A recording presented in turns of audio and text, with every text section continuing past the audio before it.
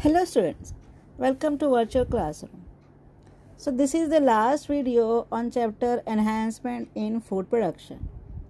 In the last video we have seen how the microbes they are helpful or how they are acting as biocontrol agent. And we have seen 4 different groups of biocontrol agent.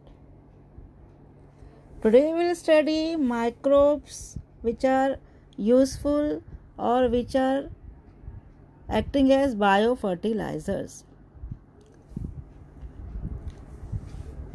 Now there is increasing demand of agriculture products. Chemical fertilizers are used on large scale to obtain more and more yield. But we know that these chemical fertilizers they are toxic in nature and they are harmful to us. And definitely there are problems associated with the overuse of these chemical fertilizers. And even they significantly cause pollution. Therefore, for better and suitable agriculture products, there should be use of renewable nutritional sources like biofertilizers, which is necessary also. And hence it is very much important to switch over to organic farming. So the biofertilizers they are mostly nitrogen fixing microbes which enrich soil with nutrients. And they may be free living or symbiotic, or they may be bacteria or cyanobacteria. Even fungi they are also useful as biofertilizers, and they are mostly symbiotic, and they increase water and nutrient uptake of crop plant, and even they increase the yield of the crop. Now there are different types of biofertilizers. Bacterial biofertilizers are there, fungal biofertilizers are there, then algal are there, then even aquatic fern or earthworms they are useful as biofertilizers. Bacterial biofertilizers. So the living cells of bacteria they are used as biofertilizers.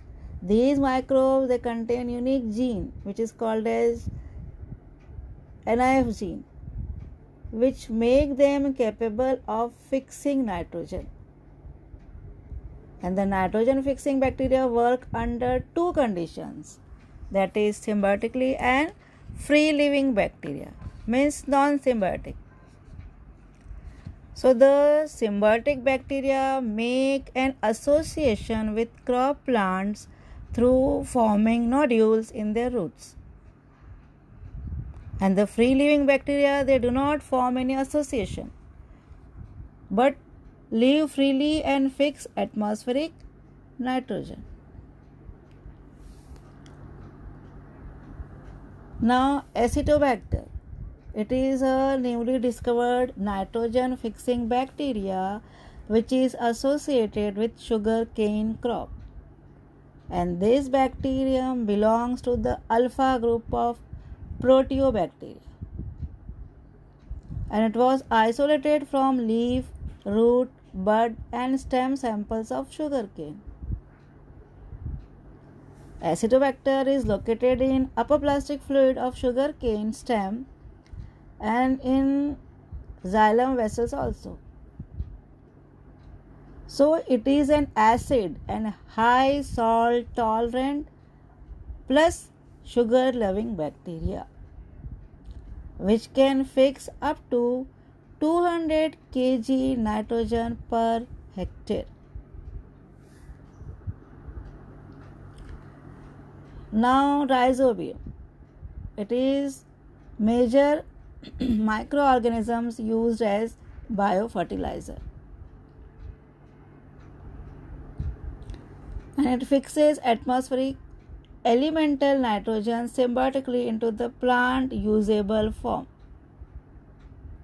It fixes 50 to 100 kg per hectare per year of nitrogen,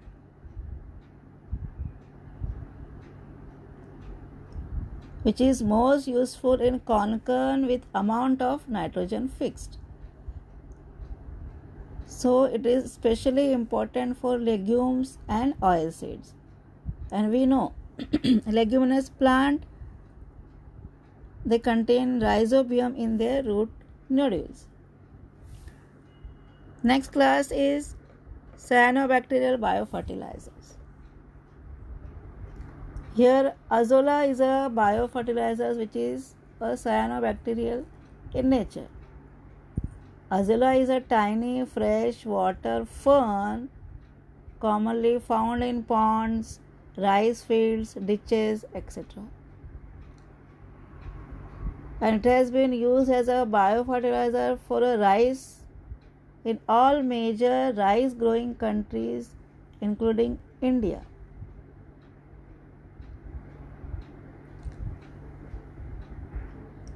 In addition to nitrogen, the decomposed azolla also provides potassium, then phosphorus, zinc and iron to the crop.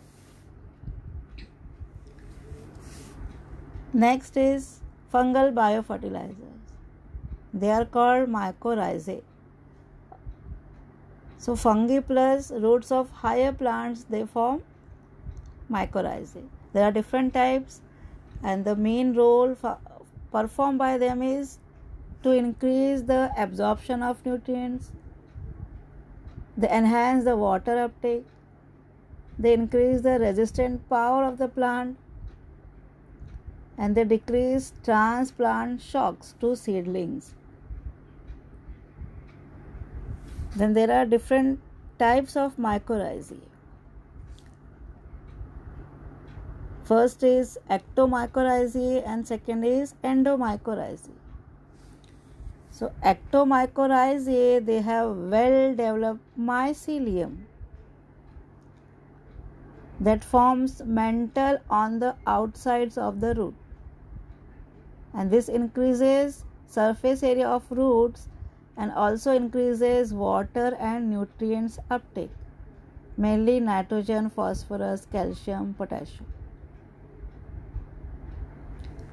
And there is next class, that is endomycorrhizae. They grow in between and within the cortical cells of roots. Fungal hyphae penetrate the cells and form vesicles or finely branched orbicles.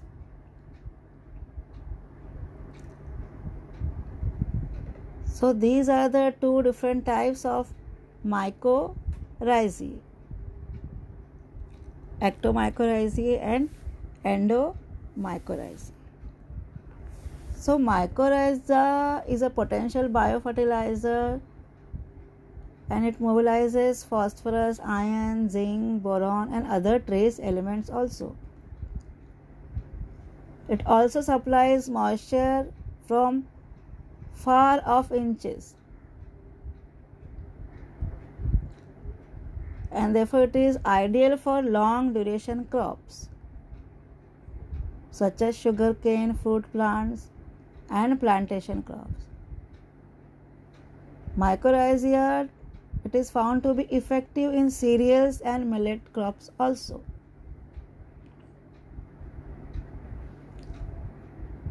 And mycorrhiza being dry powder and resistant to contamination, therefore it can be stored up to 2 years. Now let's sum up this.